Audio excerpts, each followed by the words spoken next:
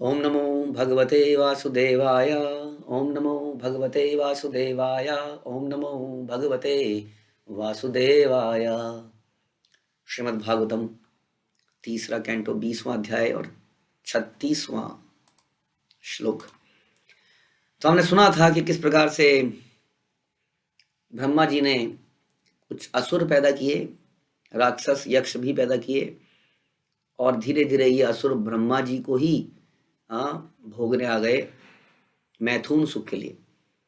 और ब्रह्मा जी को भगवान ने ये बोला कि तुम इस शरीर को ही त्यागो, इस मानसिकता को त्यागो, खत्म करो।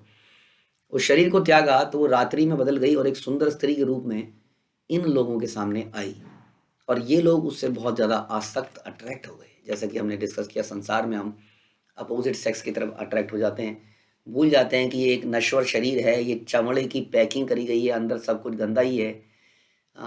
लेकिन हमारी आंखें जो कि काम से ढकी रहती हैं, कामुक हो जाती हैं, जैसे इन असुरों की हो गई। तो इसके बारे में हमने चर्चा करी कि असुरों का नेचर कैसा होता है। जो बहुत ज़्यादा कामी है व्यक्ति, वो अक्सर में असुर है वो। लेकिन असुर से संत बना जा सकता है, अगर हम क्षिप्रम भवति धर्मात्मा शाश्वत शांति में गच्छति, अगर हम भक्ति करें तो ये लोग कैसे कैसे उस स्त्री को बहलाने का प्रयास करते हैं, फुसलाने का प्रयास करते हैं, ताकि वो उसका भोग कर पाए। तो बोलते हैं न एकत्र ते जयति शालिनी पाद पद्म धनन धनंतया मुह करतलेन पतत पतंगम मध्यम विषीदति बृहत स्तन भार भीतम शांतेव दृष्टि अमलासु शिखा समूह। वो कहते हैं कि जब तुम खेलती हो, गुरुपाद ने बताया था कि कई स्त्रियां आजकल इंटरनेशनल मैच खेलने लगी हैं, और लोग उस गेम को नहीं देख रहे होते हैं, उस स्त्रियों को ताक रहे होते हैं। इस तरह से पुरुष बड़ा चालाक है। पुरुष ने इक्वालिटी के नाम पर, कि कोई अंतर नहीं है स्त्री में और पुरुष में, इक्वालिटी के नाम पर स्त्रियों को बाहर लेके आया ताकि वो उनका शोषण कर सके। सच्चाई है, समझ में नहीं आती कई बार कि नहीं ऐसा नहीं है, क्योंकि वैदिक एरा में स्त्रियों का ज़्यादा सम्मान होता था। हमें ऐसा लगता है कि स्त्रियों को घर में रख के उनका अपमान हो रहा है, उनको हाउसवाइफ बना दिया गया है, उनको नौकरानी बना दिया गया है। अगर ऐसा किया गया तो वो व्यक्ति मूर्ख है जिसने ऐसा सोचा, क्योंकि गृहिणी ही घर को बनाती है। परिवार में बच्चों के ऊपर जितना इन्फ्लुएंस उनकी माता का होता है और उनका पिता का नहीं हो पाता है, अगर वो उनको समय दे तो। एक लेडी अपने बच्चों को, हम सुनते हैं, I am forgetting the name of the lady, जिसने अपने एक बच्चे को ब्राह्मण बना दिया और एक बच्चे को ट्रेनिंग देके राजा का आगे वंशज क्षत्रिय बना दिया। एम से नाम है, मदरसा टाइम काइंड ऑफ। तो उसने अपने बच्चों को इस प्रकार ट्रेनिंग दी, इतना उनके अंदर बल होता था। हाँ, तो स्त्री जो है केवल घर की नौकरानी नहीं है, वो हाउस मेकर है वास्तव में। लेकिन हाँ, जब उसने देखा कि बाहर, बेसिकली जब विदेशियों ने देखा कि ये संस्कृति तो बड़ी सॉलिड है, स्त्रियां बड़ी सुंदर लग रही हैं देखने में, हाँ, माना अंग्रेजों ने देखा बड़ी सुंदर स्त्रियां हैं लेकिन घर के अंदर हैं, सुरक्षित हैं, घर से निकालो, इन्हें नौकरी पे बुलाओ, बोलो स्त्रियों को आरक्षण मिलेगा, इतने आरक्षण दिए जाएंगे, सैलरी पुरुषों से ज़्यादा दी जाएगी, for example something like that. तो इससे अट्रैक्ट होकर बहुत सारे लोग बाहर आए, गेम्स में खेले, लेकिन अल्टीमेटली देखा जाए तो शोषण की रेट बढ़ता गया। Rate of all the crime against women actually is increasing, although people are more educated now, क्योंकि ये एजुकेशन उनको उनके अंदर संतोष ना पैदा करके काम इच्छाएं पैदा कर रही है। ये एजुकेशन इस तरह की एजुकेशन है, जस्ट टू एंजॉय। तो इस प्रकार से यहाँ पर बता रहे हैं, ये लोगों ने जब देखा तुम उछलती गेंद से खेल रही हो, तुम्हारे पाँव जमीन पर रुकते नहीं, हाँ, ऐसा तुम्हारा शरीर बड़ा ही अट्रैक्टिव लग रहा है, हाँ, तुम इन बालों को तो गूंथ लो, ये बाल तुम्हारे हिल रहे हैं, हाँ, ये बाल दिख रहे हैं। इसलिए बोला जाता है स्त्रियों को बाल ढक के रखना चाहिए, क्योंकि उनके बालों से, खुले बालों से काम उत्तेजना पैदा होती है। अब ये बात थोड़ी सी आपको अटपटी लग रही होगी क्योंकि आजकल इसका फैशन है, बट वैदिक शास्त्र ये बताता है। अब आप कहेंगे कि हमारा क्या, हमें क्या फ़र्क पड़ता है, कामी व्यक्ति की प्रॉब्लम है ना ये, कि वो कामी क्यों है। ये फ़र्क पड़ता है क्योंकि किसी को अपने अपने रास्ते से भटका देने में भी हमारा ही दोष है, अगर हम भटका देते हैं, क्योंकि संसार में ये बहुत फैला हुआ है, हर व्यक्ति कामुक है। अगर हम कुछ ऐसा कपड़े पहनते हैं या ऐसा आचरण करते हैं जिससे काम उत्तेजना दूसरे की बढ़ती है, तो don't feel proud about it, जो कि आजकल फील किया जाता है। यस, देखो कैसे पीछे कुत्ते की तरह घूम रहे हैं। हाँ, तो ये नहीं, वो तो कुत्ते हैं ही, क्यों उनकी और उनको पाप में गिराया जाए। क्योंकि कुत्ता कई बार अपने काम इच्छा को रोक नहीं पाता है और झड़प देता है, काट खाता है, तो क्यों उसको उकसाया जाए। Anyway he is dog. तो हमें सुरक्षित रखने के लिए अपने को खुद ही सुरक्षित रखना चाहिए। तो शास्त्र थोड़े इन बातों के लिए कड़े हैं। कई बार आजकल की ये लोग जब इस बातों को सुनते हैं तो उन्हें लगता है ये दकियानूसी विचार है, पर वास्तव में देखा जाए तो पुराने ज़माने में शादियों में कभी डिवोर्स नहीं होता था। डिवोर्स शब्द आप जानते हैं कि हिंदी के अंदर इसका तलाक शब्द है, संबंध विच्छेद हम कह देते हैं, बट इसका प्रॉपर वर्ड नहीं है, क्योंकि ये कभी वैदिक कल्चर में था ही नहीं डिवोर्स।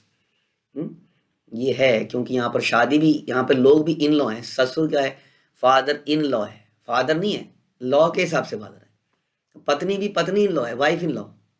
हाँ, तो यहाँ पर रिश्ते लॉ से ही होते हैं और कोर्ट में ही जाके खत्म होते हैं। तो हम बात कर रहे हैं उस जमाने की जब रिश्तों में बड़ा, अगर आगे आप सुनेंगे कथाओं में, बहुत ही अच्छी कथा स्वयंभू मनु की, उनकी पत्नी शत्रुपा, उनकी बेटी देवहूति, आपको लगेगा ये है वैदिक कल्चर जहाँ वुमेन्स आर रिस्पेक्टेड। हमारे यहाँ शास्त्रों में लिखा है कि यत्र नारी पूज्यते, समथिंग लाइक दैट, रमन्ते तत्र देवता, कि जहाँ नारी का पूजन होता है वहाँ देवता रहते हैं। सो मच कितना उनको रिस्पेक्ट मिला है वैदिक कल्चर में। स्वयंवर केवल लड़कियां करती थी, लड़कों को स्वयंवर नहीं देखा हमने। They will choose out of so many and they will reject remaining. तो इन बातों को सुन के आपको समझ में आना चाहिए कि क्या वैदिक कल्चर कह रहा है। तो यहाँ पर इन्होंने स्त्री को ऐसे पब्लिकली खेलते हुए देखा तो इनकी कामुकत्तेजना बढ़ गई। दो तारीफ कर दी, आजकल किसी की तारीफ कर दो तो बस खत्म बात। किसी ने तो मुझे पहचाना, किसी ने तो मेरी तारीफ करी, मेरे पिताजी तो मुझे डांटते रहते हैं, बाहर क्यों जाती है, बाहर क्यों जाती है। ये लड़का मिला है, कितना सही पहचानता है मुझे। और जानती नहीं है वो लड़का अभी तारीफ कर रहा है क्योंकि उसको तेरे को एक्सप्लॉयट करना है। आपको एक्सप्लॉयट करेगा वो थोड़े दिनों में और फिर छोड़ के भाग जाएगा। हम उसकी जरा सी तारीफ से फिसल जाते हैं। तो आगे बोलते हैं, इति सायंतिनीम संध्याम असुरा प्रमदायितीम प्रलोभ यंतीम गृह जगृहु मत्वा मूढ़ धिया स्त्रियम। जिनकी बुद्धि पर पर्दा पड़ चुका है, ऐसे असुरों ने संध्या को हाव भाव करने वाली आकर्षक सुंदरी मानकर उसको पकड़ लिया और फिर प्रहस्य भाव गंभीरम जघ्रंत्या आत्ममानमात्मना कांत्या ससर्ज भगवान गंधर्व अप्सराम गणम। जब तब गंभीर भावपूर्ण हंसते हंसते हुए पूज्य ब्रह्मा ने अपनी कांति से, जो अपने सौंदर्य का मानो आप ही आस्वादन करती थी, गंधर्वों व अप्सराओं को उत्पन्न किया। अब ये कहानी आगे चल रही है। तो असुरों का तो यही अंत हुआ, असुर काम भावना में समाप्त हो गए। तो जो भी संसार में असुर हैं वो काम के लिए जीते हैं। They live for sex, they die for sex, and that is their life, the purpose of life, like an animal. तो उनका तो यहीं पर अंत हुआ। अब ब्रह्मा जी आगे बढ़े। ब्रह्मा जी ने क्या बनाए, ब्रह्मा जी ने गंधर्व अप्सराएं बनाए, जो कि गीत गाने में बड़े एक्सपर्ट हैं, नाचने गाने में बड़ा एक्सपर्ट हैं। प्रभुपाद कहते हैं कि जब ये गीत नाच भगवान के लिए होता है तो ये हमारे अंदर भी भक्ति पैदा करता है, ये सामने वाले को भक्तिमय बना देता है। संगीत में बहुत बहुत ताकत है वास्तव में, और ये ताकत मिस यूटिलाइज भी करी जा सकती है। हाँ, और ये ताकत यूटिलाइज भी करी जा सकती है। हम सुनते हैं कि हिरण को पकड़ने के लिए शिकारी एक बहुत सुंदर म्यूजिक बजाता है। ऐसा लगता है कि हिरण की कमजोरी है म्यूजिक, और उस म्यूजिक के चक्कर में वो भूल जाता है कि अदरवाइज बड़ा एक्टिव है, बड़ा अलर्ट है, और वो थोड़ा सा नॉन अलर्ट हो जाता है, जैसे म्यूजिक सुन के आदमी मदहोश सा हो जाता है, और तभी शिकारी उसको पकड़ लेता है। तो म्यूजिक किसी भी तरीके से यूटिलाइज करा जा सकता है, एक कान जो है। हाँ, तो इसलिए जब आपको याद, आप सुनते होंगे जब इसमें रॉक बजता है कहीं पर, जब उसके बीट बजती है ढूंढ ढूंढ, या ढोल बजता है, तो अपने आप ही हाथ थिरकने लग जाते हैं। कितनी पावर है इसके अंदर। आदमी बैठे बैठे भी थिरकने लगता है, उसके पैर ऐसे ऐसे उठने लगते हैं। हाँ, कई लोग कंधे ऐसे उठाने लगते हैं। बैठे हुए आदमी को हिला दे, लेकिन अगर इसका सदुपयोग किया जाए तो लोग हरि बोल बोल के नाचते हैं, और भगवान के सामने नाचने से, ऐसा कहते हैं, उनके सारे पाप झड़ जाते हैं और भगवान की भक्ति प्राप्त होती है। इसी तरह की कहानी हम सुनते हैं कि नारद मुनि पिछले जन्म में एक गंधर्व थे, लेकिन उन्होंने इस कला का मिस यूटिलाइजेशन किया। उन्होंने फिल्मी गाने गाने शुरू कर दिए, लड़का और लड़की के। और इस प्रकार से जब सीनियर लोगों ने ये सुना तो उन्होंने श्राप दे दिया कि धरती पे जाओ, ये काम तो धरती पे होते हैं, जहाँ पे लोगों का गला, इतना मधुर गला कई लोग पाते हैं। संसार में कितने टैलेंट हंट हो रहे हैं इस वक्त, कितने टीवी शोज में टैलेंट हंट किए जा रहे हैं। लेकिन वो गले का मिस यूटिलाइजेशन कहाँ कर रहे हैं, मिस यूटिलाइजेशन कर रहे हैं। दे आर सिंगिंग सॉन्ग्स, वो उनसे पूछा जाए कभी कि आप क्या कर रहे हो, हम समाज का भला कर रहे हैं, ऐसा उन्हें सिखाया गया। क्या भला कर रहे हैं? टेंशन से आए हुए व्यक्ति जब हमारा गाना सुनता है तो रिलैक्स नहीं हो जाता, उसके दिमाग में प्लानिंग आ जाती है। हाँ, हीरो नंबर वन, मैं भी तो हूँ हीरो नंबर वन। जाता है अपनी पत्नी के सामने, बोलता है, जाता है, जरा, हाँ, जरा नाच के दिखाओ, जरा ठुमका लगाओ, कोई देख ना ले। तो इस प्रकार से उसका मन करता है यही अब रिपीट होना चाहिए मेरे अंदर घर में। जब घर वाली इसको रिपीट नहीं करती तो बाहर वाली को ढूंढता है कि तुम तो जरा ठुमका लगाओ। तो कहाँ रिलैक्सेशन मिल रहा है, कहाँ उसके हृदय में संतुष्टि पैदा हो रही है, और ज़्यादा इन गानों से और ज़्यादा असंतुष्टि पैदा हो रही है। ऐसा लगता है सुन के कि प्यार का मतलब लड़का लड़की का ही प्यार है, प्यार का मतलब है आपस में शारीरिक संबंध। ऐसा इन गानों से और इन पिक्चरों से लोगों के अंदर इंप्रेशन पड़ गया है। हमारे बच्चे भी अब यही समझते हैं, टीवी में देखते हैं। क्या मूवी थी? लव मूवी थी, रोमांटिक मूवी थी। क्या, किसको कहते हैं रोमांस, किसको कहते हैं लव? लव तो जानते ही नहीं है कि राधा रानी के प्रेम को लव कहते हैं और उसका मतलब क्या है। उसको जाने बिना कामुक इच्छाओं को प्रेम कहने लगे। तो क्या ये गाने वास्तव में लोग अपना गलों का सदुपयोग कर रहे हैं? नहीं, लोग इतने सुंदर गलों का दुरुपयोग कर रहे हैं जो कि भगवान की सेवा में लगना चाहिए। तो यही प्रभुपाद इसके पर्पट में बता रहे हैं कि उन्होंने गंधर्व और अप्सराओं को बनाया अच्छे पर्पस के लिए।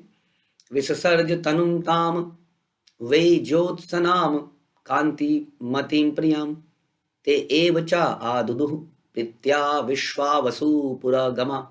तत्पश्चात ब्रह्मा ने वह चांदनी सा दीप्तिमान तथा सुंदर शरीर त्याग दिया। मैंने आपको पिछले और पिछले से लेक्चर में बताया था कि यहाँ पे शरीर त्यागने का मतलब बार बार मानसिकता त्याग रहे। मैंने एग्जांपल दिया था चेंजिंग द हैट्स।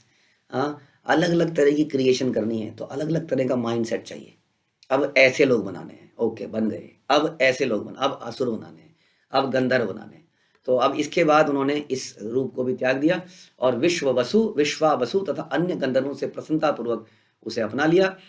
सृष्ट्वा भूत पिशाचान च भगवान आत्मन तंद्रिणा दिग्वासस मुक्त केशान वीक्ष च अमिलयत दृशौ। तब पूज्य ब्रह्मा ने अपनी तंद्रा से भूतों तथा पिशाचों को उत्पन्न किया, किंतु जब उन्हें नग्न एवं बिखरे बाल वाला देखा तो उन्होंने अपनी आंखें बंद कर ली। यानी कि सृष्टि के प्रारंभ से ही ऐसा नहीं है कि आदमी, जैसे सुनते हैं हम अपनी हिस्ट्री की बुक में पढ़ते हैं, आदमी पहले नंगा रहता था, पहले बंदर था तो पेड़ों से लटक, बंदर तो नंगा ही होता है, तो जब बंदर से इंसान बनेगा तो नंगा ही होगा। फिर उसने धीरे धीरे सीखा कि कपड़े क्या होते हैं। शास्त्र ऐसा नहीं बताते। ब्रह्मा जी कह रहे हैं, ब्रह्मा यानी कि अभी तक जो भी पैदा हुए थे वो नंगे नहीं थे, लेकिन इनको जब देखा तो ब्रह्मा जी ने आंखें बंद कर ली। ये जो चीज है, ये यानी कि नंगा रहना बहुत घटिया चीज है। ब्रह्मा जी ने आंखें बंद कर ली। और आजकल जो जितना ज्यादा नंगा रह सकता है वो उतना ज्यादा स्मार्ट है एक्चुअली। जितना ज्यादा आप अंग को दिखाओ और छुपाओ, दिखाने वाला तो बिल्कुल ही बेकार माना जाता है, जो दिखाए भी और छुपाए भी वो स्मार्ट है। हाँ, तो ये अंग प्रदर्शन जो है, जो कि आजकल की पिक्चरों में, गानों में बड़ा प्रिवलेंट है। ये बातें थोड़ी हार्ड लग सकती हैं बट ये सच्चाई है। अगर आपको, हमको समाज को बचाना है, अपने बच्चों को बचाना है तो इन चीज़ों से ज़रूर बचाना चाहिए। हाँ, कोई ये बात बताता नहीं है क्योंकि ये हमारे जीने के तरीके को अटैक करती है। लेकिन देखिए इसके बिना भी लोग बड़े अच्छे से जी रहे हैं, बड़े प्रसन्न है जीवन में। तो ब्रह्मा जी ने अपनी आंखें बंद कर ली। ये क्या हो गया? जुगृहु तत् विशिष्टाम ताम जब जब ताम जिभ्रण आख्यान तनु प्रभु निद्राम इंद्रिय विक्लेदयया भूतेषु दृश्येत उच्छिष्टान धर्म धर्षयन्ति तम उन्मादम प्रचक्षते। जीवों के सृष्टा ब्रह्मा द्वारा उनकी अंगड़ाई रूप में फेंके जाने वाले शरीर को भूत पिशाचों ने अपना पकड़ लिया। तो ये वाला शरीर भी ब्रह्मा जी ने त्यागा, भूत पिशाचों का निर्माण हो गया। और इसी को निद्रा भी कहते हैं, जिसमें लार चू जाती है। प्रभुपाद लिख रहे हैं कि जब व्यक्ति रात को सोता है और उसकी लार यदि निकलती है तो वह अशुद्ध हो जाता है और उसके ऊपर भूत पिशाच अटैक करते हैं। ये भूत पिशाच आक्रमण करते हैं उसके, क्योंकि अशुद्ध व्यक्ति पर ही भूत पिशाच आक्रमण करते हैं। हाँ, इसलिए कहते हैं ना कि जो संत हैं उनके ऊपर अटैक नहीं कर पाते वो लोग, उनकी ताकत नहीं है कि वो संतों के ऊपर अटैक कर पाए। वो भी ऐसे व्यक्ति को देखते हैं अक्सर जो खुद ही अशुद्ध है, उसी को जाके पकड़ते हैं। भगवान के भक्तों के पास आने की ताकत नहीं है भूतों की। हाँ, तो हमारे बच्चे कई बार किसी कहानी को सुन के डर जाते हैं। वास्तव में भक्तों को भूत नहीं पकड़ सकते हैं। तो जो लोग अशुद्ध रहते हैं उन पर ये भूत प्रेत आक्रमण करते हैं। हाँ, उनका यह आक्रमण उन्माद पागलपन कहलाता है। जो गंदे रहते हैं, जो नहाते धोते नहीं है, जैसे कि कल्चर है, ठंड के दिन में नहाने की जरूरत क्या है, 4-5 दिन में एक बार नहा लेंगे। कोई लोग पूछते हैं क्यों नहीं नहाते, कि शेर कभी नहाता है? वाह, तो शेर जैसे हगता है वैसे ही हगते हैं आप भी। हाँ, आपने तो बड़ा अच्छा टॉयलेट बना रखा है। शेर जैसे फाड़ता है जंगल में भाग के, हम क्या वैसे ही फाड़ते हैं? तो नहीं। हाँ, मनुष्य के लिए कुछ नियम है जो कि जानवरों जैसे नहीं है। तो जो लोग अशुद्ध रहते हैं उनके ऊपर भूत पिशाचों का अटैक होता है। अशुद्धि कई तरीके से आती है। हाँ, इसलिए स्नान करना, आचमन करना, बहुत सारे अशुद्धि शुद्ध के नियम हैं जो कि भक्त को धीरे धीरे पता चलते हैं। क्या वो नियम है। तो इस प्रकार से इन लोगों ने भूत पिशाचों को पैदा किया और ब्रह्मा जी ने वो शरीर भी उन्हीं को पकड़ाया और आगे चल पड़े। अब ब्रह्मा जी किसका निर्माण करेंगे ये हम अगले प्रवचन में सुनेंगे। हरे कृष्ण। श्रील प्रभुपाद की जय। ग्रंथराज श्रीमद् भागवतम की जय।